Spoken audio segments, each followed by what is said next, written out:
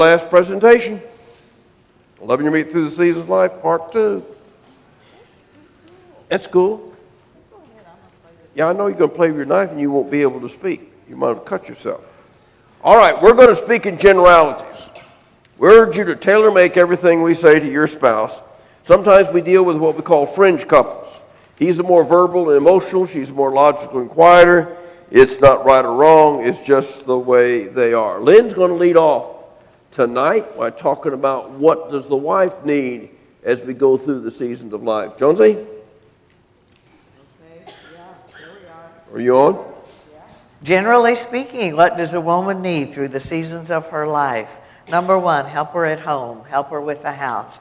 Throughout the years that I actually worked as a therapist, I don't think I did a very good job at premarital therapy. I tried. I did the testing, the feedback, all those things. But it seemed to me the couples that came to see me were much more interested in planning the wedding than planning the marriage. I was rearing 2 sons. I don't know wedding planning. I don't like wedding planning. I'm not a frou-frou kind of female anyway. And so when I would tell my young couple, this week we're going to write the budget. This week I want to know how the voices from your past resolve conflict. This week I want to know who's going to go shopping, who's going to vacuum. They didn't want to talk about those things because they were in love. And love was going to clean the bathroom. I guess.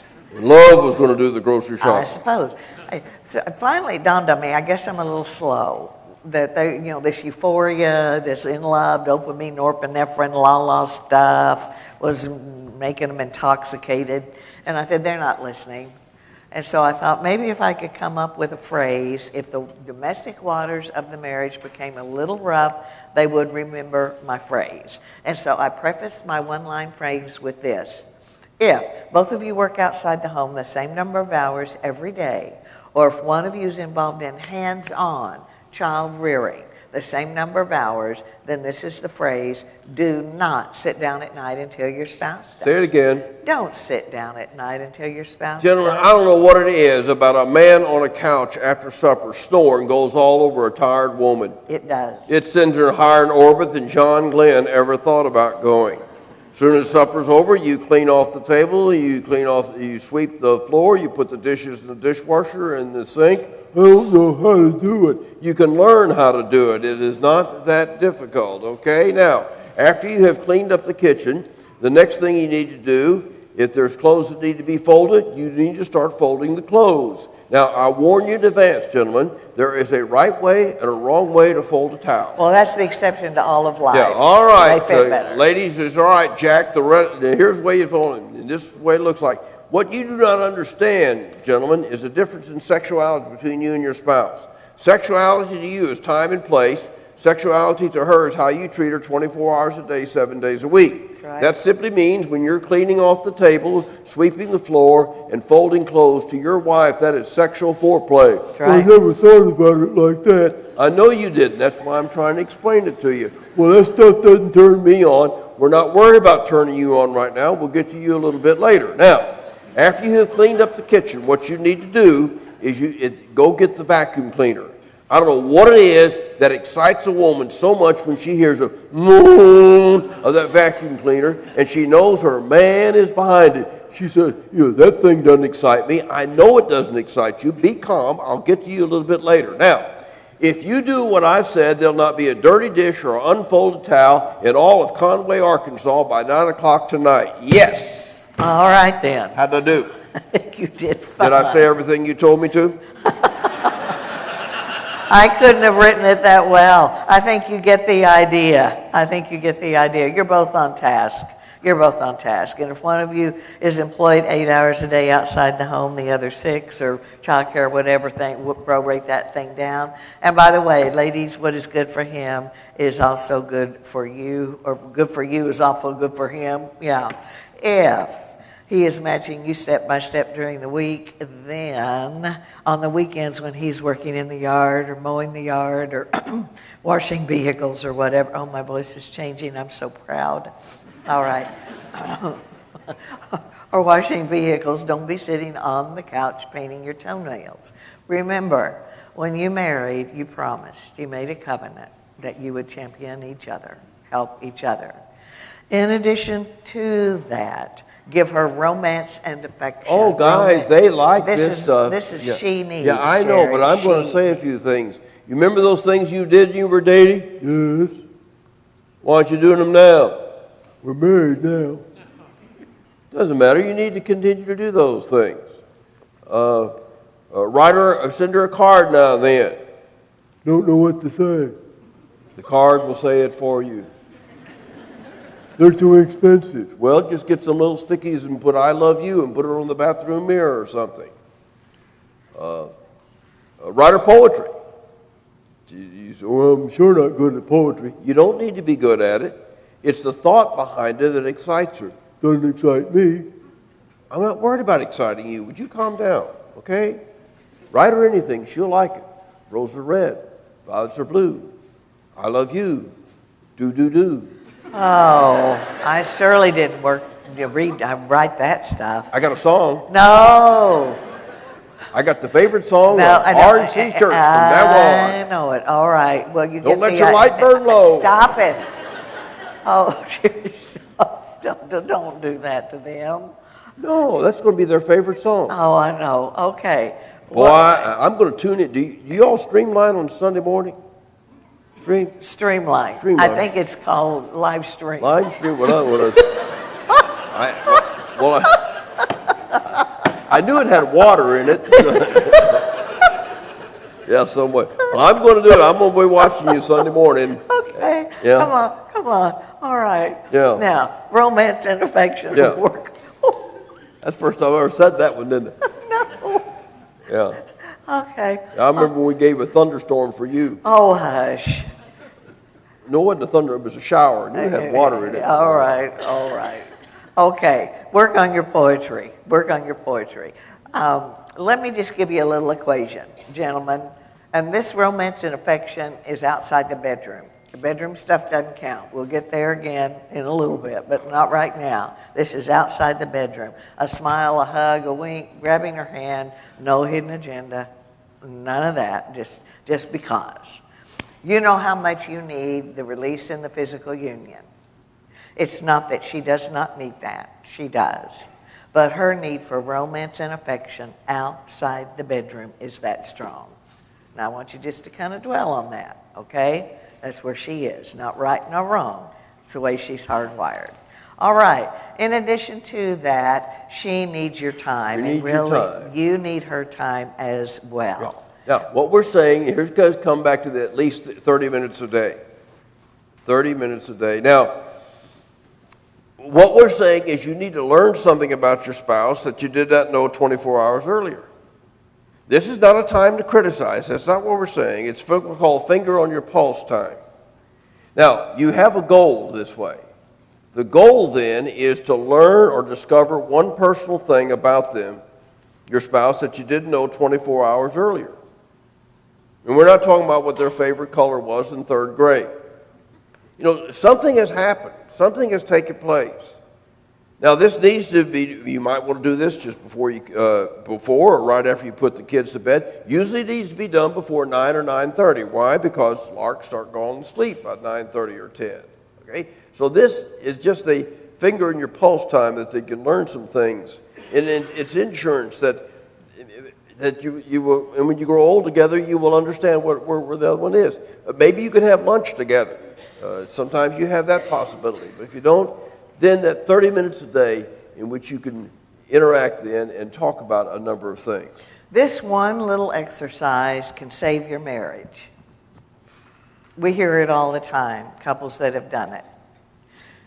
30 minutes a day. Can't talk about the weather, can't talk about the hole in the roof, can't talk about the children, can't talk about in-laws, can't talk about anybody, politics, sports, none of it. None of it.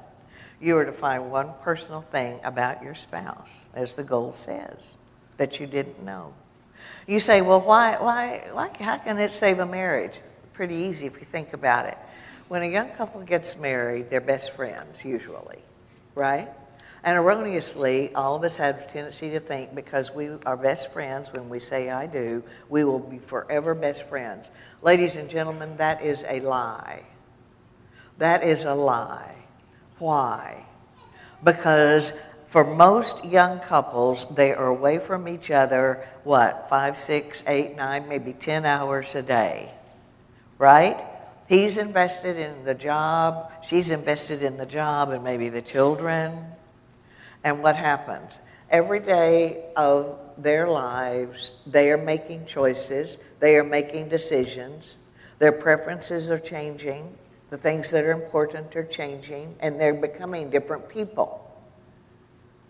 Just because you are best friends when you say I do does not mean you will be forever best friends. You will not be unless you fight for it. And it's just assume that the marriage is just going to maintain. Ladies and gentlemen, that's just like your car. It's just like your house, your yard, your body.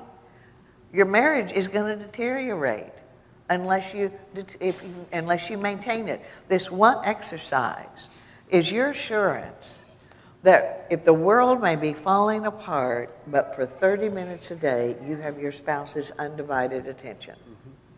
You can't answer the phone. You can't be distracted with anything.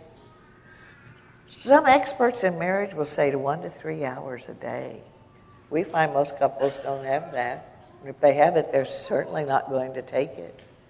Remember what I said? Everything in life you get, you give something else up. Life is a series of choices and trade-offs. Remember?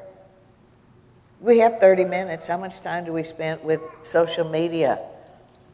Bubblegum for the mind entertainment. Doing what we find time for what we want to do. 30 minutes a day. It can save your marriage. As Jerry said, it is your insurance that you will not grow old strangers. You'll know who the other one is. Now, we give a couple of suggestions just to help. You don't have to use ours, but you might find out your own. The first is hot drink time, and the second would be walk together, or vice versa. Or is that not on there? I believe it is. Okay. Oh, good. Mm-hmm. You took a nap. Yep. Okay. We have a lot of couples. This is your part. Okay. We have a lot of couples that prayer walk. Certainly we didn't invent it, but I think it's a great idea. We like to multitask, right? Prayer walk, 30 minutes. Great for your health, great for your marriage, great for your spiritual life. You walk, you share, you pray. It's great. Now we realize because of time of year, health issues, maybe children, all of that might not be possible, but the second one is totally possible for anybody. Hot drink time. We say cold drink time in the South in the summer, because the time you brew a cup of coffee, tea, hot chocolate, you drink it or it cools, it's 30 minutes. And the same would be the converse of that. If you start out with something cold, 30 minutes. It has to be done before 9 or 9:30. And if you are one of those couples that when you come in the evening, the electronics come on and they don't go off until the last person goes to bed at night because of that chemical hook. Remember that dopamine thing is there, and here we go. Just don't turn it on. If the world comes to an end, you're going to know about it. And honestly, with all the mobile devices now, you can take 30 seconds the next morning and scroll through that and find out the headlines. Remember what I said last night? That the average adult American spends 3 to 5 hours a day playing games, video computer games, or watching television. Remember, if you live to be 65, 5 hours a day, it's 11 years of life. It's called human capital. How do we spend our time? How do we spend our time? I seriously doubt when Jerry said in the preceding hour that we're each to define goals and values. Remember, want to accomplish in the next 12 months? I doubt anybody in here thought, oh, I know what I want to do. I know I want to watch every single episode of CSI and Law and Order. No. What's your legacy?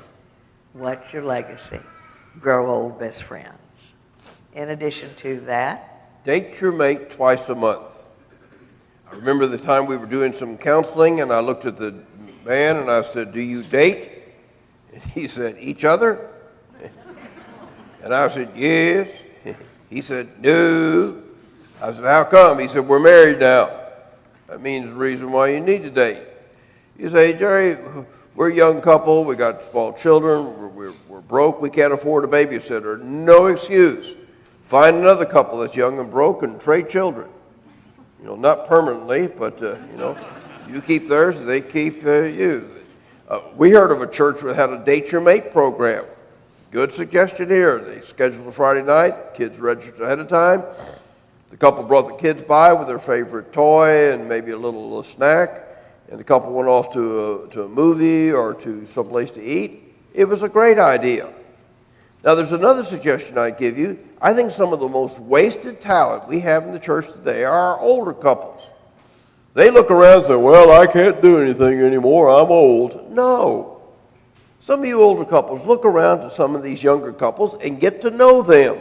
Get to know them. Get to know their children. Build a trust relationship. And once you build that, just tell them, say, why don't you just bring the kids by Friday afternoon and we'll keep them Friday night. You come back at noon on Saturday and get them. Whoa, there's not a young couple in this church would jump on that idea. Great idea. Now, if you do that, and they're going to come over on that Friday afternoon, and because you're getting a little old, you might want to take a nap before they come. Because they have a lot of energy, you need to get ready for them. We kept 3 of our grandchildren for a whole month last weekend. They have a lot of energy, a lot of good things going. All right, now, we have criteria for a date. Number 1, enjoyable for both. Here's where you do the 1 to 10. We taught you on Sunday night, or actually we taught you on Monday night. You do 1 to 10. Gentlemen, if you're a 10 on a tractor pull, you can't go. Or she's a 1 and you're a 10, you can't go. If she chooses a chick flick and you're a 1 and she's a 10, you can't go. You need to pick something that both of you are maybe a couple numbers different. If you dream up something and both of you rank it a number 1, I suggest you just go together and be miserable as far as I'm concerned. In other words, you need to be enjoyable for both. Secondly, then, it needs to be an hour and a half of conversation. Hour and a half of conversation. Here again, with some of the roads here in Arkansas that we've had to travel, if you're going someplace, you could spend an hour and a half just trying to get from one place to the other. So here again, where you can talk. This is where you can talk to finger on the pulse, hold of the roof, whether the junior needs glasses or whatever it needs to be. Finally, then, it needs to be private. Private. Some people go take their kids on a date and say, well, we've had a date. No, you've had family time. Some couples go with other couples someplace. We've had a date. No, you've had fellowship time. What's the purpose of a date? The purpose of a date to get to know one another. So date your mate twice a month. All right. In addition to that, retire at night together. Retire at night together. I realize maybe because of a work schedule or some kind of an extraneous situation that might not be always the case, but that is the exception.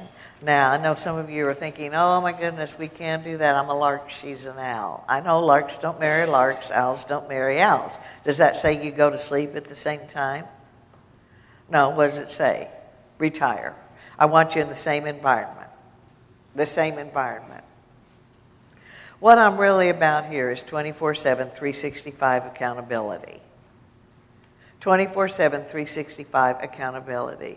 Quite frankly, there are too many ways to sneak out of the house, too many places to go on the internet, too many channels to watch, too many people to FaceTime, too many friends to message, too many people to text. There are too many temptations. 24/7, 365 accountability. I want you where your sleeping spouse is. And Lark, if you want to go ahead and go to sleep, fine. Put the things in your ears, over your eyes, go to sleep.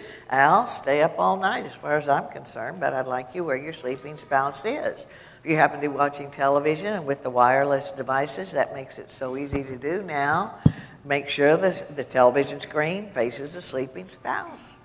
I mean, it's that simple, that they should be able to just find out what you're watching just by waking up, and there it is. No sudden channel changing.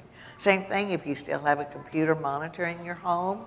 Should never face a wall or a corner. It should always face an open thoroughfare. Someone should be able to look over your shoulder and find out what site you're on without you even knowing about it. No sudden changes. at all. Now, I realize because of the nature of the mobile devices that some of that advice is really antiquated now. And so because of that, you should be willing to write down for your spouse all the passwords for all of your accounts, nothing hidden, everything, and give it to them without being asked. My preference is you would have the same passwords. The same passwords. So you write down all your accounts. I'm talking Facebook accounts. I'm talking about telephone numbers, accounts. I'm talking about everything, same passwords. Your spouse should be able to look up anything they want 24/7, 365. I'll just be honest, okay? I'm old and I'm tired. You say, well, you look it. Okay. But what we have found through the years is that Satan will find that tiny, tiny thing that you don't think is important, and he will make it into a crevice. That's what he does. He finds the crack that people overlook, and he'll make it something huge. 24/7, 365 accountability. If a person will not be totally 100% honest with every hour of every day, every minute of every day, what they're doing, with whom, just everything totally out in the open, I'm looking for something. I'm looking for something. Because it's not right. You've got to take the stick out of his hand. You've got to take the stick out of his hand, or he will try to drive you apart. Now then, some of you say, well, I can't sleep with him. He snores. Okay, a good night's sleep is very important. It's very important. All right, now I don't want to be overdramatic, but if you are the one that is the snorer, is that a word? Mm-hmm. Yeah, snorer would be masculine, and a woman would be a snoree. No. That's what would be in Latin. No, Jerry, in Latin, it would be a snore-off for a female and a snore-us for a male. Yes, but in this case, us don't snore. I can't help if I'm a renowned linguist. Oh, dear. Hablo de español. Oh, dear. Okay. Parlez-vous français? Okay. All right. Shalom laka. 3 different languages. Yeah. Thank you. You're welcome. If you are the one with the nasal affliction, I don't want to be melodramatic, but that could mean that you have a sleep apnea, and that means you could have an arrhythmia, and you might throw a clot and stroke. All right, so I would suggest you might see a pulmonologist. You might need a sleep lab. You might end up with a CPAP machine. They don't look like Darth Vader anymore. Okay, so, but just be wise with that. But let's say you go through all of that and one of you still has the nasal affliction.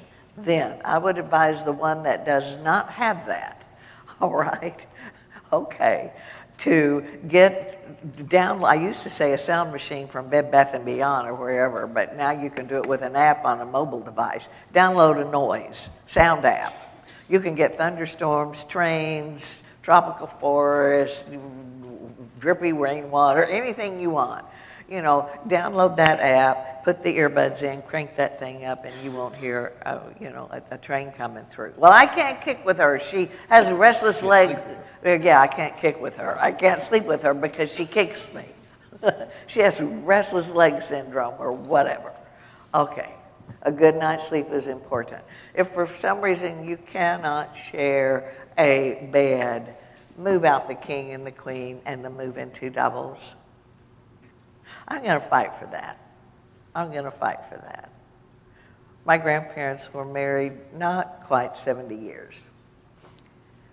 Lived in Little Rock the latter part of their lives, and I remember visiting the little house many times growing up, and by the time I could really remember, they had 2 double beds in the king bedroom. It was a tiny little bedroom.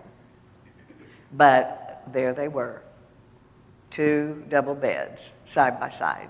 And so many nights my sisters and I would go to sleep listening to what we call the 10 o'clock news.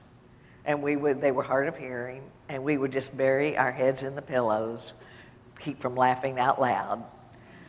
But they were so precious. And I remember how I wanted a marriage that would last like that, the best friendship. You fight for that marriage, you fight.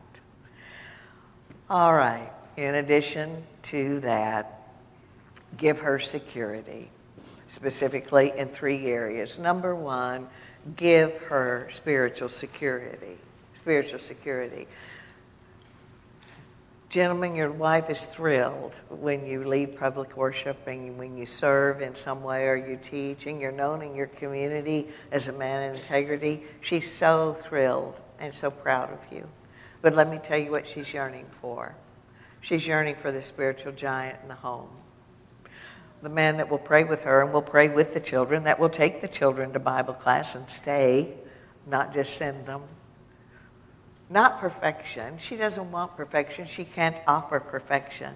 And not the authoritarian my way or the highway, but the beautiful servant leader that Jerry depicted on Sunday morning. It's not that she can't lead spiritually. She can. Unfortunately, we see it all over the nation. But gentlemen, she will by default if you won't. But trust me, she doesn't want the job. It's your job. Honor that need in her. In addition to that, she needs financial security, and this does not mean that you have to work 3 jobs to provide her every little heart's desire. And ladies, on the flip side of this, whether we would like to argue it or not, the male ego in our culture is still very closely tied to his ability to do his vocation and to do it well. And therefore, we will live within a budget and we won't complain about what our friends have and we don't have, or what we thought we'd have at this point in life and we don't. And gentlemen, if she's better crunching the numbers on the computer or however you do that, let her have it.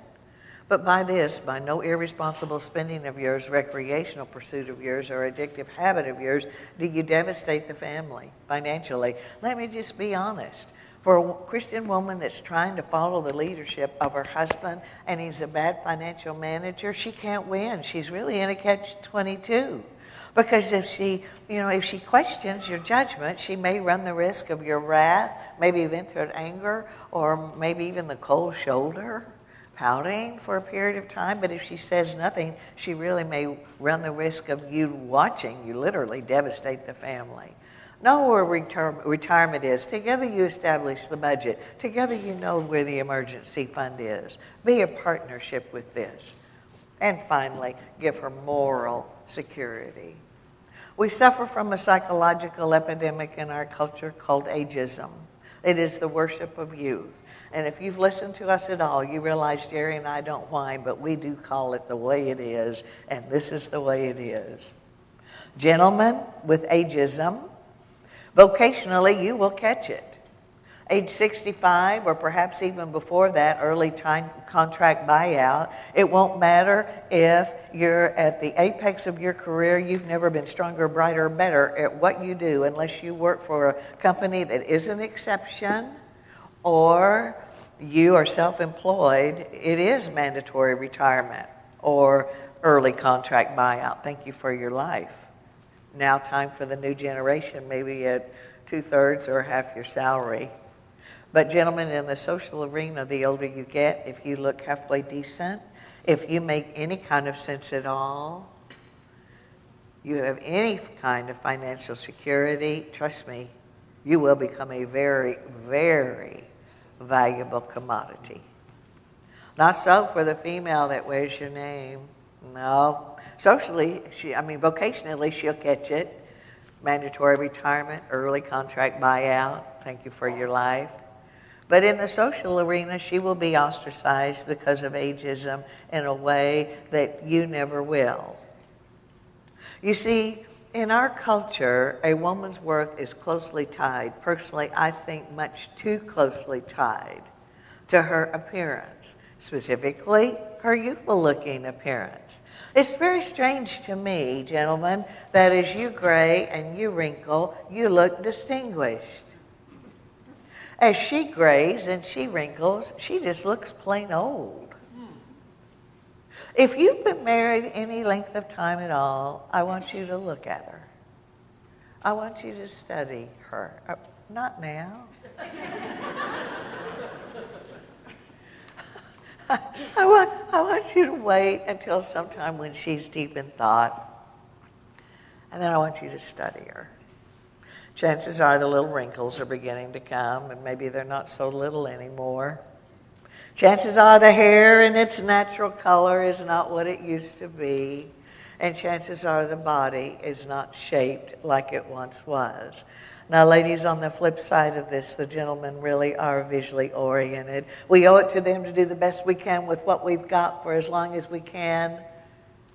But gentlemen, at our best, we're getting older. You are too. The gray hair, the wrinkles, they're the trophies of her life. She earned every one of them, most of them, taking care of you and your children. Why should she apologize for that? You don't. May she never go to bed at night wondering if you're looking the other way. May she never go to bed at night wondering if she's being compared to some pornographic image or someone half her age. May she go to bed at night rest assured of the fact that regardless of how gray the hair, how deep the wrinkles, how misshapen the body, that when you look at her, you see the love of your life. As far as I'm concerned, the very cruelest thing you can do to her is to use up her youth and throw her away. Just take a knife and cut her heart out. It won't hurt as badly or as long. I know. I've been thrown away. Love that woman. Nurture her. Honor her through the seasons of your life. What does the husband need as we go through the seasons of life? A little bit different, but also very important. Number one, he needs appreciation for his leadership. Ladies, understand that you're his biggest fan. You're right behind him, 100%. Now, not in anything wrong or evil. You've already heard us on that thing. Let him know that, if he makes a mistake, don't look at him and say, well, I told you so. He feels as bad about it as you do. Now, gentlemen, if you want her to appreciate your leadership, you're going to have to earn it. If you're running her down, calling her names, comparing her to other women, don't expect her to appreciate your leadership. Secondly, ladies, he needs respect. He needs your respect. He needs the children's respect. He needs your friends' respect. Sometimes we find couples making fun of one another and tearing one another down in front of others under the guise of being funny. Nobody in this room believes more in humor than yours truly. But if you use humor to tear down the self-esteem and self-respect of another person, you're wrong. Well, I didn't mean it that way. Stop it. Stop it. We have a blended family of 5 with all of our children. I want them to know what a wonderful person Lynn is, and she does then the same with me. Next, ladies, he needs a positive atmosphere. You and the house are closely tied together.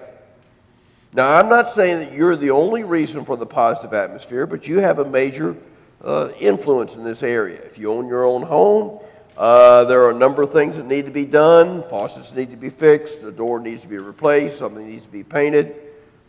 Don't nag at him about getting things fixed. When are you going to fix that faucet? That's not good. That doesn't create a good relationship. What you need to do is the two of you sit down and list the things that need to be done, that need to be replaced, that need to be repaired. Let's say something needs to be painted.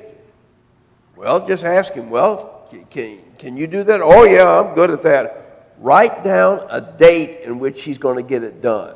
Would you please repeat that? When he's going to get it done, you write down the date that he's supposed to get it done. Now, there might be some things that need to be done that he can't do. Maybe it's some kind of electrical work. Maybe he's not qualified to do it. That's where you get the local handyman to do it. If he agrees to do something and he hasn't done it by the time that that date rolls around, get the handyman to do it then. In other words, don't make the house a problem between the two of you. Next, he needs to be desired and wanted. A man wants to know that his wife sees him as desirable. You say, well, I do. Does he know it? You say, well, I don't know if he does or not. Well, what you need to do is compliment him. Say something nice about him. You say, Jones, he doesn't look the same way he did when we were in college together. He was a real hunk then, and now he's turned into a big lump. All my girlfriends thought he was a heartthrob, and now he's under cardiac arrest. Okay, so he's not the best looking thing in the world. Okay, you can compliment him. Say something nice about him. There's nothing more saying, sweetheart, I'm glad you got 2 ears, one on each side of your head. You look nice that way, and you're good for family portraits, and so on. All right, ladies, hope you're taking good notes. I'm going to help you here. Flirt with him. Now, don't tell me you don't know how to do that. You used to know. Used to know. Yeah. Okay, I'm just going to assume you don't know. What you need to do is, you're fortunate to have a lot of educational institutions in your town. What you need to do is go down to the student union where the students are hanging out and watch them. Yeah. They're on the make most of the time, okay? And you can just watch them and find out what they're doing, and it won't even cost you a thing. You don't even have to enroll in school. Smile at them. When you dated, didn't you smile at your husband? I'm sure you did. When he picked you, oh man, looking forward to going to that movie, or I like to eat at that place, he brought you home, thank you very much for. I know you didn't frown at him the whole time. Because no man in his right mind would marry a frowning woman. He's not going to say, honey, you got the cutest frown I've ever seen. Would you frown at me the rest of my life? Lynn and I eat out a lot because I like to eat.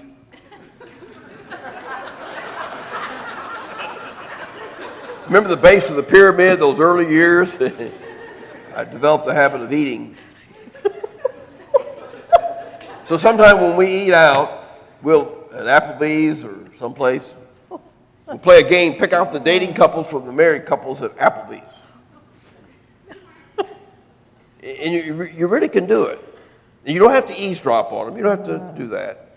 I could watch a couple halfway across a restaurant and tell you whether or not they're married or dating. You say, how can you do that? Just watch them. The dating couples are sitting there going,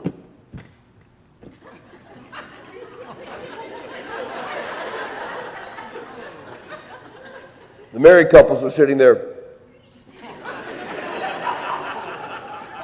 probably watching the dating couples. They don't know what to do.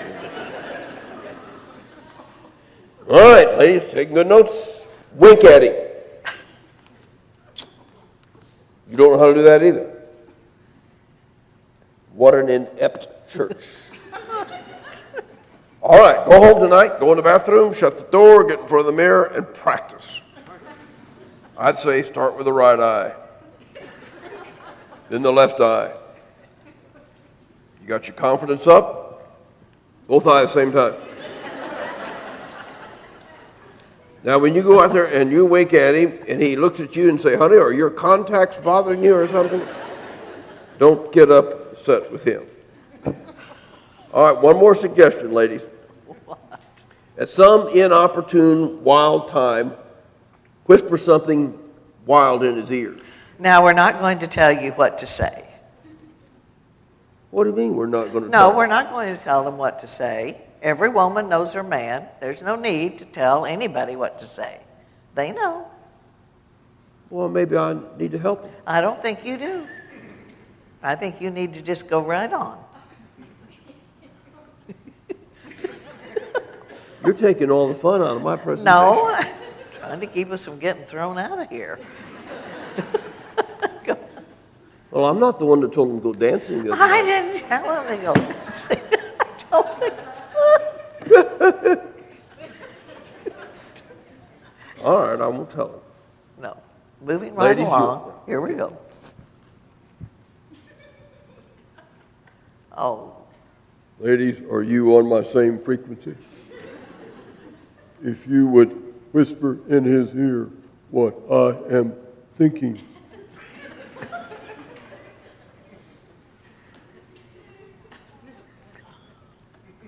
When you do it, you say, when am I going to do it? Next Sunday, they decide that we're going to have a potluck after service. And Steve gets up and tells all the visitors that stay, we got plenty of food, great cooks. He has somebody lead a prayer. Ladies, that's when you lean over and whisper what I'm thinking. If you whisper what I'm thinking, you have the potential of smoke coming out of both ears. Or at least he'll get that funny grin on his face and say, let's skip the meal, okay? All right, I'm moving on. Recreation, encouraging a bike, jog, run, play tennis, golf, or whatever it is. One of the problems that men have are stress problems. Exercise is very good in that area. Now, gentlemen, what you choose, if it begins to be a problem in your marriage and you're going overboard in it, you might need to back up a little bit. Don't let it destroy your marriage. Cook for him in a healthy way. There's too much about nutrition, folks, that we out there today without trying to do maybe a little bit better than what we sometimes do. Finally, then, he needs an attractive wife. Now, is he expecting perfection? No, he's not offering perfection. He's not expecting perfection. But he is visually oriented. Now, I'm not saying you're not, ladies, but he is more that way. So you might need to be careful about your appearance or do whatever you can, basically, then, to improve it. Now, in this area, there's a two-way street. Oh, yes, there is. As men are more visually oriented, women are more dependent on their olfactory nerves. That's right. That is a woman's ability to detect odors is 10 times more sensitive than a man. It really is. Yeah, that's why, gentlemen, when your wife tells you you stink, you stink. That's all there is to it. When she tells you need to change your pajamas a little more often than you do, she is absolutely right. The thing that'll turn off a woman quicker and faster than anything else is a stinking smelly man. Now, if you really want to excite her, gentlemen, I'm going to tell you now how to do it. Do tell. I will tell. The thing that'll excite a woman more than anything else is the smell of soap on her man. If she can smell soap on her man, she's excited. That's why when you take that shower, you just lather all over. If you don't have time, just dab soap. No, you don't dab soap. You take time. You don't dab soap. I was out by my media table at a conference one time, and I had met this man, Doug, and we became good friends. I don't remember his last name. And we talked every night. And the last night, he went right by my media table, didn't say bye, hello, good to have you here. Did you ever see a man leave a church building on a mission? This guy was on a mission.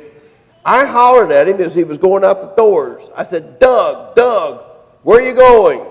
He said, I'm going home and turn on the vacuum cleaner and get soap on a rope. Okay, what do both need? Ladies and gentlemen, both of us need some time alone. We have lost the Old Testament art of meditation. Of just being still and being with God. First weekend in April, it's a Saturday. If you want to know where I am, I'll be in the deep of the woods of Bowling Green, Missouri. I'll be in a little pop-up blind, and about 30 yards from me will be a father and a daughter. And I'll be calling turkeys in for that little girl to shoot her first turkey. But before daylight comes, it's a wonderful time for God and I to spend together. To meditate, to count our blessings. Both need praise over criticism. We've talked about criticism. You can tear one another down if you want to, but it's not going to be what you need. We need more praise in our marriages and our families and in our churches. Thirdly, both of you need a good sexual relationship. The question is well, how you define good. Many times we describe it subjectively, that is what's good for me. But that's not the way we look at it. It's basically then what is good for us. Now, men and women are going to see this area quite differently. Let me talk about the men, and Lynn will talk about the women. What does he need? Number one, he needs for you to sometimes take the initiative. He doesn't always want to be the aggressor. Why that's important to him, I cannot tell you. I'm just telling you how he thinks. Secondly, you need to be willingly available. Does that mean you can never say no? No, that's not what I said. Sometimes you're not there physically, emotionally. This is where you need to be able to communicate. That's why Monday night was so important. Don't expect him to figure it out through what I call nonverbal cues. You say, what's a nonverbal cue? Oh, they know. Every woman knows. Dilly-dallying around the bathroom. Say, man, if I stand here long enough, the dude'd be asleep. That's a good one. Or pretending to be asleep and not. That's another. Not a good idea. And finally, then creativity. Just plan that special weekend. Plan that special time. He will appreciate it. What does a woman need in this particular area? We do not have time to revisit all the information that we covered last night about sexuality, but keep in mind what happens with the raw libido after childbirth, the fact that stress, fatigue, time pressure, all those things weigh in more heavily to her ability to even desire sex, much less participate in that. But generally speaking, what does she need in this area? Let's go a different direction. Number one, she needs non-sexual affection. Now, if you've listened to us at all, you've realized that there's absolutely nothing you do that is non-sexual to her. Every way you look at her, everything you say to her, every expression, everything filters into her sexual desire for you. But what I'm referencing here, the only time you touch her, you're kind to her, you engage her in conversation, communication, are the times that you're trying to get her into the bedroom or into the mood, so to speak. She will grow to highly resent that because she's smarter than that. She'll feel like an object that's being used for your pleasure, and she doesn't like that. And so all those little things outside the bedroom that I talked about, a smile, a hug, a wink, putting your arm around her, no hidden agenda, leaving maybe a note on the steering column of her car perhaps, maybe a single rose every now and then, something, anything. What are you doing? I'm practicing what you're preaching. Don't get your hopes up.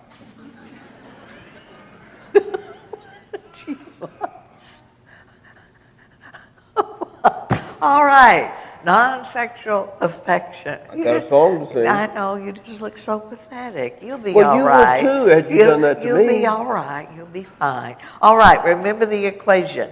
Your need for the sex act equals her need for all those things outside the bedroom. In addition to that, she needs open communication. Do you know that when you visit with her or talk to her, they'll share those 30 minutes a day that bonds her to you sexually? And I did not say you speak to her in an erotic manner. No, but what did I say? If your a wife is emotionally estranged from you, she doesn't want to have sex with you, period. Has nothing to do with whether or not she loves you. Has everything to do with the fact that she doesn't want to be in that type of a vulnerable physical situation with an emotional stranger. And so when you listen to her and you engage her and she listens to you, that bonds her to you sexually. And gentlemen, I'll just tell you that she really needs to be able to tell you about things that I know you are not interested in. But she needs to think you're trying, at least trying. She needs to be able to tell you about, pregnancy. That's an interesting time if you decide to rear children. And gentlemen, you'll be glad to be at the beginning of all that, and hopefully you'll make arrangements to show up for the big finish, and you'll hee, ho, ho, breathe, whatever. But assuming everything is going okay, those ensuing 9 months, they're very different for her than it is for you. You kind of go on your way, but things happen with her. Her body swells, her feet swell. Finally, she probably gets where she can't eat or she can't sleep. Wonder if she'll ever wear anything that she's ever worn before she got pregnant. And about the time that she's been pregnant, 8.5 months, her friends start telling her about people they know about that were pregnant for 10 months. And as far as childbirth is concerned, Carol Burnett nailed that one. Those of you that remember her, you just take your bottom lip right here, your bottom lip right here, and pull it over your head. That's what that feels like. That is no time to act like it doesn't hurt, or to be detached, or to just kind of act like she's just making a big deal. No, I tell you what, if you do not engage and are not sympathetic and try to help her, she will muster all the strength left in her body, and she will announce to everybody within earshot that this is your fault and that you are never going to touch her again. And as far as that change of life, let me tell you something. Those power surges and private summers aren't a lot of fun. And again, you don't care anything about that unless she's been shedding clothes in public. That's a little embarrassing. Or if the bedroom's so cold you could hang meat in there. That's uncomfortable.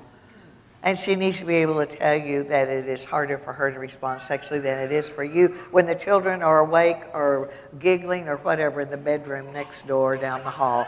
She needs to be able to tell you these things without being made fun of and guilted, demeaned. That's just the way she is. She's hardwired that way.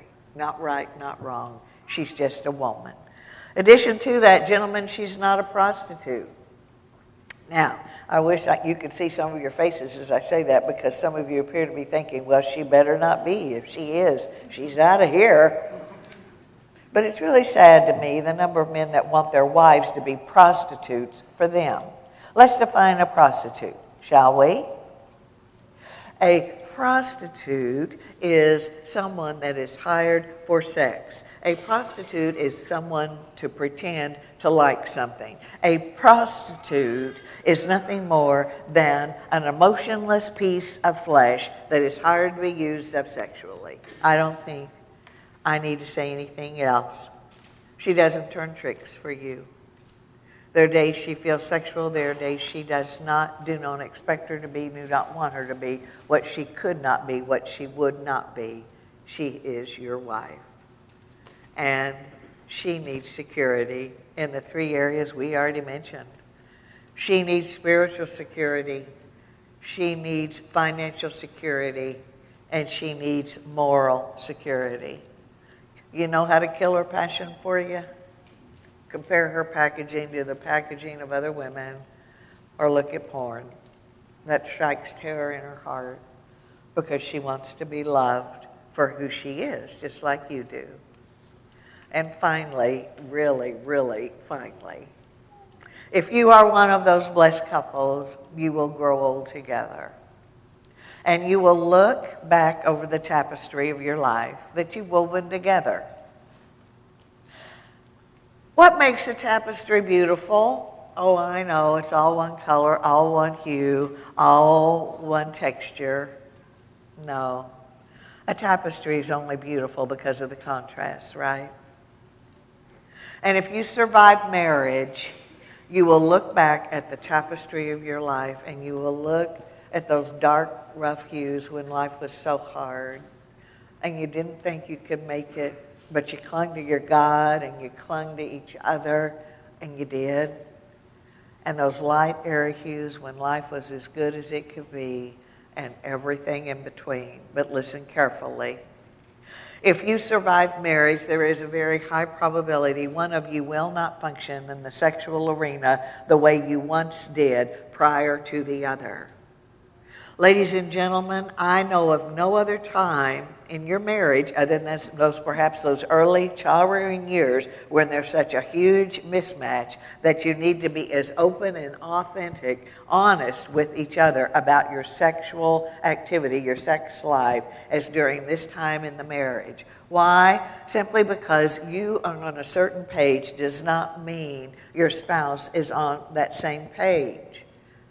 I'm sorry, but I don't hear the servant heart in the words or the attitude that says, I don't like this anymore, I don't want this anymore, I don't need this anymore, I really can't participate like I used to anymore.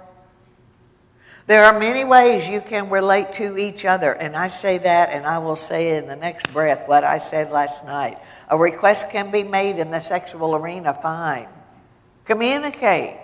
But the request can be accepted, it can be rejected, or it can be modified. And at that point, the person making the request says not one more word, because the very minute a person is guilted, manipulated, demanded into doing something sexually that he or she is uncomfortable doing, that whole experience moves from love, which is selfless, right into lust, which is selfish and wrong, even in a marriage, because lust says self is a supreme object of service. And as long as I get what I want, and if you don't like it, morally, legally, you belong to me, you just have to be collateral damage. Too bad. Ladies and gentlemen, it flies in the face of the servant heart. It's not what we're about. Remember what we said last night? Sex should be what? An expression of emotional intimacy between two people, correct? It is not an activity that is used to mask emotion, negative emotions. The spouse's body is not to be used as a fix. And sex should not be used in a way that it can lead to destructive consequences. Ladies and gentlemen, unfortunately, that's the human default. But that's not who we are. It's not what we are about. What's the key? Slowly exploring the other's body, seeking to give above seeking to be served. Bottom line, ladies, you're probably going to have to be a little more sexually active than you would really prefer to be, or you're going to frustrate him. But gentlemen, you're probably going to have to be a little less sexually active than you want to be, or you will wear her out. You can't agree on how to cook a steak, where to vacation, how to rear your children, whatever made us, any of us, think that we would be on the same page sexually. Do you remember the statistic that Jerry told you last night? Less than 11% of the time will you be on the same page sexually. That's not much. Get out of the romantic secular entertainment industry. Mark my words. Viewed selfishly, sex will drive you apart. It's not if, it's when. It will. Viewed selflessly, a gift you give your spouse in love and marriage, it can be a beautiful, viable, celebrated part of a godly marriage throughout your hopeful decades together. You do not park the servant heart at the bedroom door. We started this conference Sunday morning with the man of God and the woman of God, and not the couple of God. It's only tonight that we've talked about what the other person needs. From the very beginning, we're talking about you being the person that you need to be. The only person you can fix is yourself some of the time. If by us coming in these 4 days that you are brought together closer than ever before, then to God be the glory. If because of our coming 4 days ago, that the servant heart of Jesus is going to be your goal from now on in the rest of your life. If loving the Lord is going to be priority, if your relationship is going to be a priority, and seeking to do the will of God every day is a priority, then our coming to Conway, Arkansas has been well worth it. We would ask you then to go home and thank God, because He is the wind beneath our wings. He's the receives all the glory and honor and the praise that should be received. For one last time, we want to thank you for allowing us to be a part of your life for the last 4 days. Yeah. And for the final time, good night and God bless. Thank you so much.